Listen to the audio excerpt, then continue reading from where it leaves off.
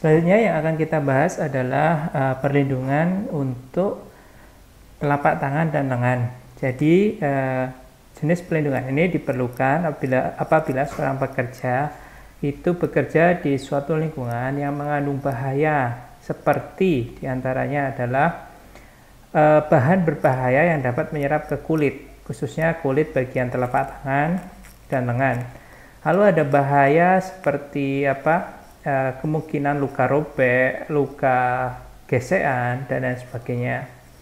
Lalu ada bahan-bahan kimia yang dapat semacam membakar ya, atau memberikan sensasi panas.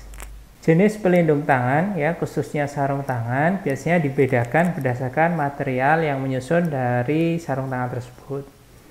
Untuk jenis pertama yaitu jenis kulit, kanvas atau metal mesh, di mana metal mesh itu merupakan semacam sarung tangan yang terbuat dari material seperti jaring-jaring, namun jaring-jaringnya itu biasanya terbuat dari serat besi ya.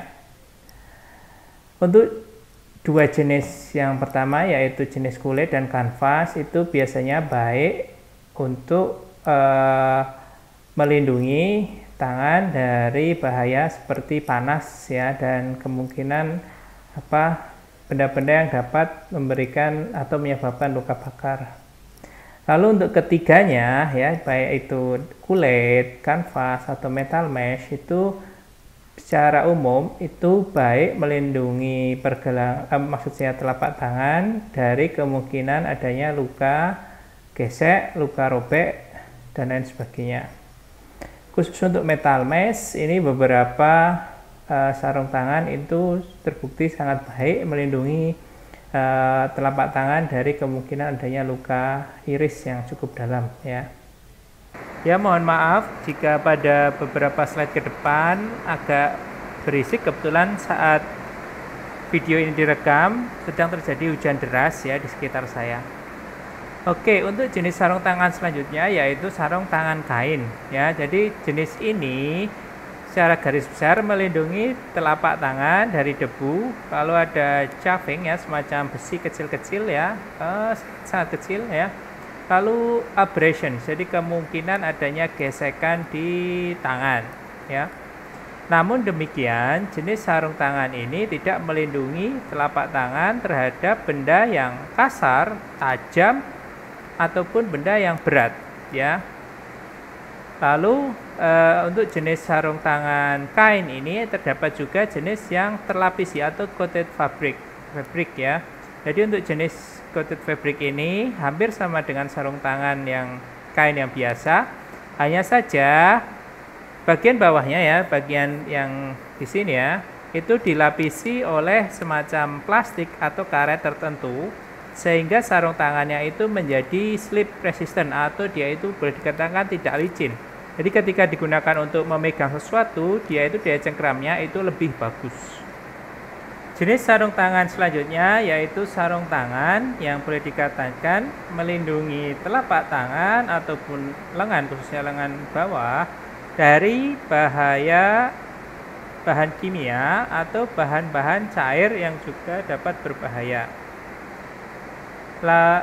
Lalu biasanya jenis sarung tangan ini dibuat ya, atau materialnya itu dari karet ya, baik itu karet asli atau natural latex, natural rubber, atau berbagai jenis karet buatan ya. Ada yang berupa butyl, neoprene, nitril, Python ya, PVC, polyvinyl alkohol, dan lain sebagainya. Secara umum, semakin tebal sarung tangan jenis ini, maka proteksi terhadap bahan kimianya itu akan semakin baik.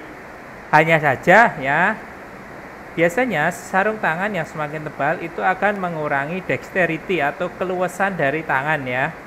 Oleh karena itu ya, karena keluasan dari tangannya itu berkurang, maka potensi potensi safety-nya itu juga akan boleh dikatakan berkurang ya, karena keluasan dari tangannya itu berkurang. Oleh karena itu kita perlu memilih secara tepat ya bahan bahan dari sarung tangan yang akan kita gunakan dengan merujuk dari jenis bahan kimia apa saja yang terdapat di lingkungan kerja tempat pekerja tersebut bekerja.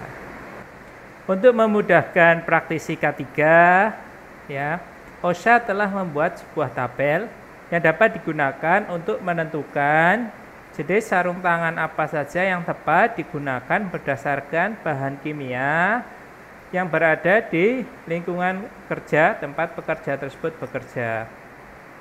Jadi tabelnya itu teman-teman dapat lihat di referensi yang saya gunakan, ya.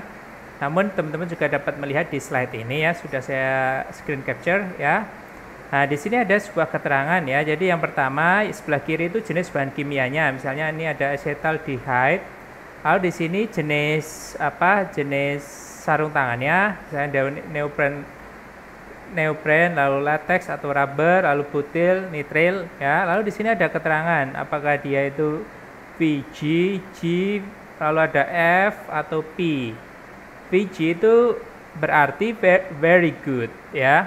Lalu untuk G itu good, lalu untuk F itu fair, lalu untuk P itu poor atau tidak direkomendasikan.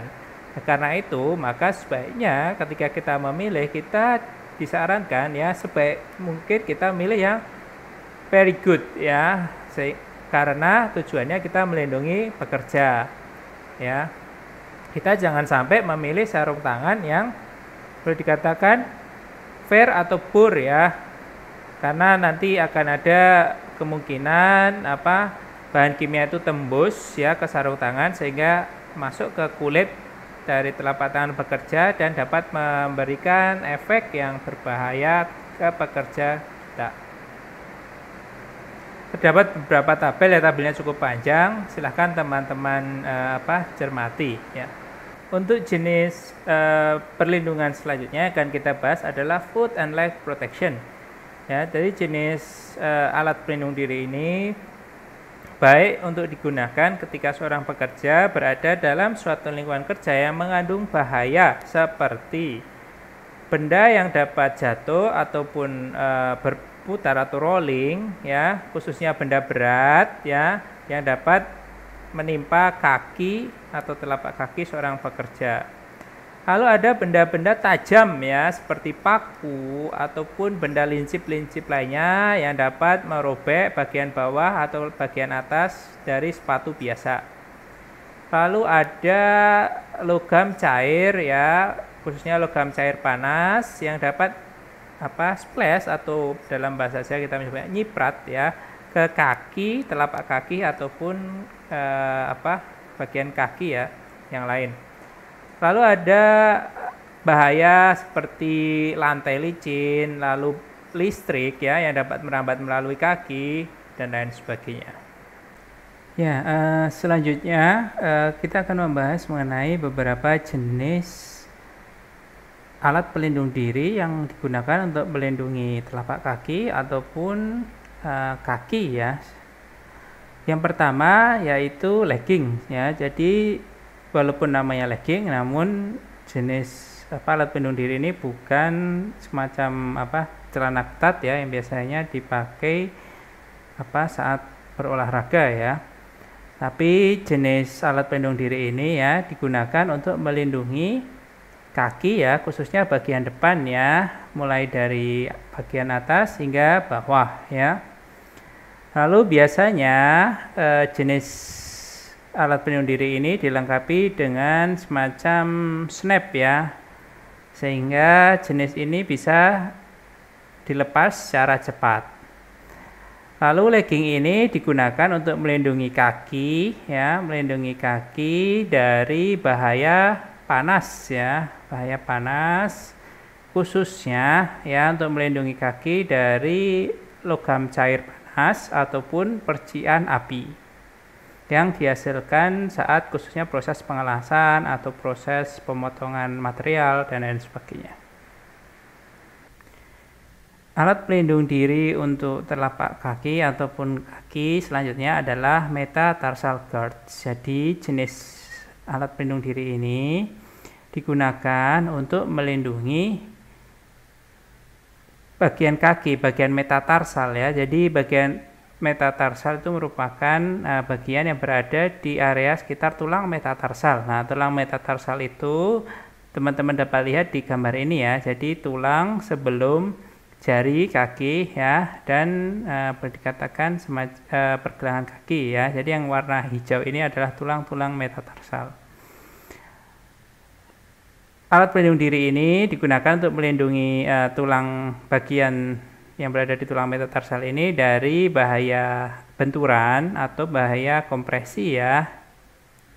Lalu biasanya metatarsal guard dibuat dari aluminium, besi, fiber atau plastik ya.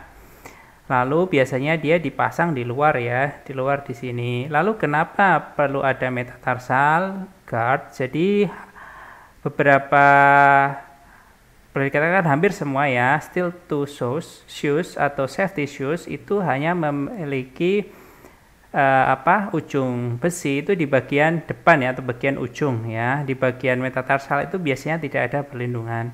Karena itu jika seorang bekerja di lingkungan yang memang terdapat bahaya jatuh yang dapat membuat seorang pekerja itu kejatuhan benda di bagian metatarsalnya, maka pekerja tersebut perlu menggunakan alat pelindung diri tambahan, yaitu metatarsal guards.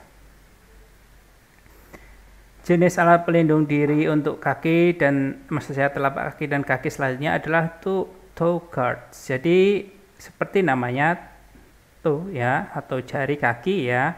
Jadi jenis ini digunakan untuk melindungi jari-jari kaki dari bahaya benturan atau kompresi ya. Lalu kenapa alat pelindung diri ini ada? Jadi boleh dikatakan apabila seorang pekerja tersebut menggunakan sepatu reguler ya, bukan steel toe shoes atau safety shoes ya, di mana di depannya itu ada semacam ujung besi ya, maka seorang pekerja tersebut dapat menambahkan toe guards ini ya ke sepatu mereka ya, sehingga boleh dikatakan jari atau bagian ujung dari telapak kaki itu terlindung dari impact dan compression hazard tersebut. Lalu jenis lainnya adalah kombinasi antara pelindung dari betis dan telapak kaki ya. Jadi bentuknya seperti ini ya. Jadi alat pelindung diri ini melindungi kaki bagian bawah dan telapak kaki. Alat pelindung diri untuk telapak kaki dan kaki selanjutnya merupakan alat pelindung diri yang paling banyak ditemukan atau paling banyak dilihat ya di dunia industri, yaitu safety shoes ya, atau di Amerika banyak yang menyebutnya sebagai steel toe shoes. Jadi untuk jenis ini secara garis besar itu untuk melindungi telapak kaki ya, itu dari impact, bahaya berbentuk impact ya, atau benturan atau benda jatuh dari atas, lalu dan juga bahaya dalam bentuk panas ya, khususnya pada pekerja konstruksi yang bekerja di permukaan yang panas seperti pemasangan genteng, lalu ada pemasangan paving atau hot metal industry.